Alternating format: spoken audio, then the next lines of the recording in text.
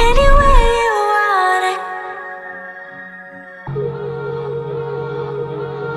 Yeah.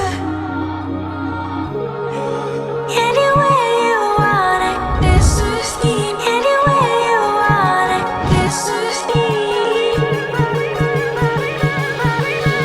Tell me where you wanna go.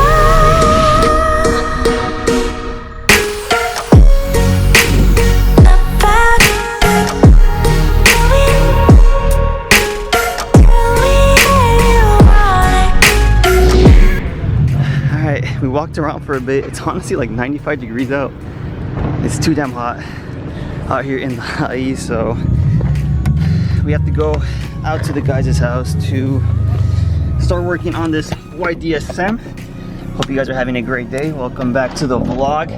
It is hot, guys. I'm gonna be sunburned tomorrow, but we're gonna diagnose it today, see what's going on. Unfortunately, I was extremely upset. I think the day after, it didn't hit me till like the day after, but once it hit me, I was like, damn, like this is gonna be the fourth time. And I was just kind of over it. But we're back today, a week later, and now we're gonna go ahead and properly diagnose it with Carlos and see if it's a block issue, a head issue, valve train issue. 20 minutes later.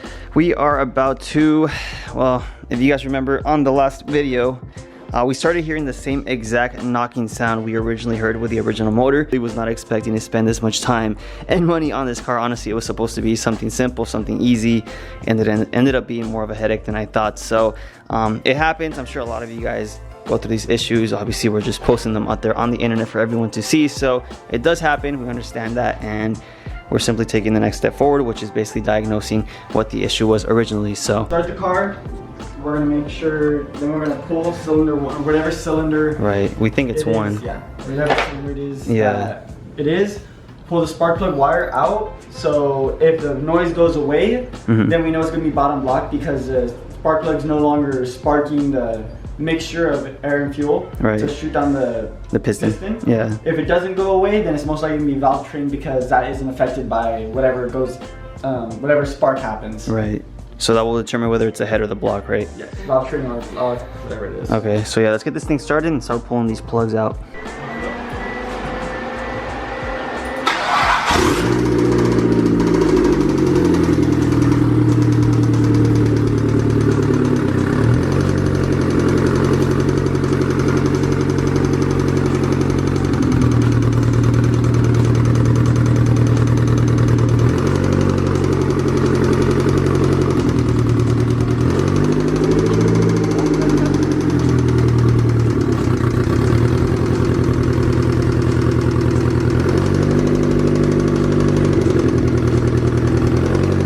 We can hear that it's still happening after we remove cylinder one, but it gets really quiet.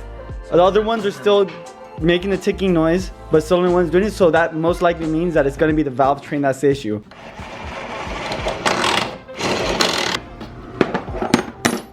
On these cam, the lobes, and also right here, because this is natural wear and tear where it's not grooved really, but you see that it's wearing right there. Yeah. And we're looking for right here. What we noticed on that before was on these, there were heat spots right here and right here, which could warrant that the cams were bad, but we were really just hopeful. On this motor, right? And Tammy's done. Look at this one. Which one? This one?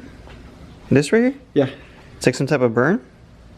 You feel it? But do you think that would cause... Feel this.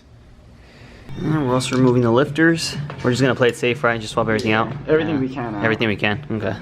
All right, the valve train is completely swapped. Carlos is gonna go ahead and take care of the timing while the motor is inside, which I think a lot of people find it difficult. Hopefully, that's the issue. Otherwise, it's gonna end up being the block, huh? Yeah. Yeah. Yeah. Okay, so timing is done. Motor mount is on. Coil pack and valve cover are on.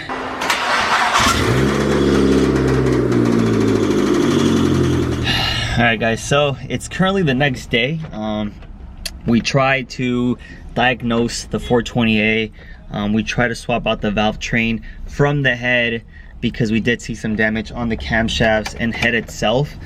And yet still we heard that noise. So I think we should just go ahead and get another block, another long block, another head and block to put into the DSM now, just to start fresh. instead of getting everything rebuilt. I know there's like a lot of different options on what to do. I know a lot of you guys can understand, because when the last video came out, I had a bunch of you guys messaging me saying like, hey dude, I've gone through the same exact thing. I just feel like it's a struggle that we have as car enthusiasts, building cars, things not going their way, you know, 100% all the time. So that's completely understandable, and I feel like that's really relatable, because I feel like a lot of us go through it. I'm putting it out there just because I like to document everything, the good and the bad, and just to look back and see all the hard work that was put into the car between, you know, the guys and I don't know, just making it work somehow. So I know it's not there yet, but I do believe that it will be done soon. It'll come out better than expected. I'll really get to enjoy the car, and honestly, based on the circumstances right now, I really do feel like I should probably sell that car eventually in the future. So if you guys are kind of interested in it, don't let me know just yet, but just keep that in mind. I do plan on putting a hood on it, some minor little cosmetic things, but there will be some minor changes to it, and then from there it'll probably go up for sale, so I could fund either the Evo or the 3000 GT.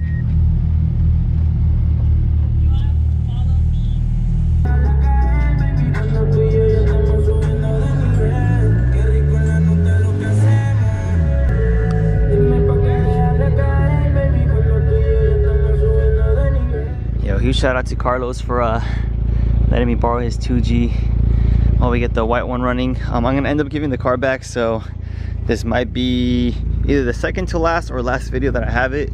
So I'm gonna go ahead and roll some cinematics, you know, in respects for it, alongside Marissa's Evo, and then from there we'll end the video.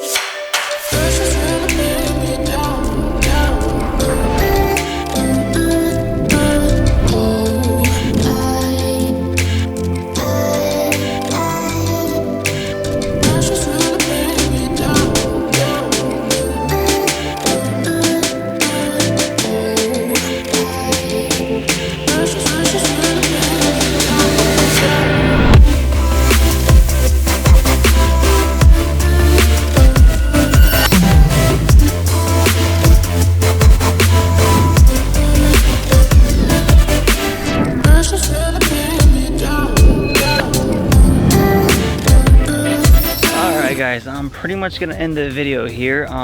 We tried to diagnose the car. Obviously it was not the valvetrain, so at this point, like I mentioned before, we are going to be getting another motor, and then from there just figuring it out. We're taking it step by step, and obviously it's not something that's easy to do, as it's very tedious and very labor intensive, but we have to finish it off. So shout out again to Carlos for letting me borrow the car. Shout out to Carlos and Danny for helping me with the car, and shout out to you guys watching, because you guys are the ones that are there supporting behind the screen, no matter how small that is. It means a lot to me. So stay tuned for the next video. Make sure you like, comment, subscribe, and I'll see you on the next one.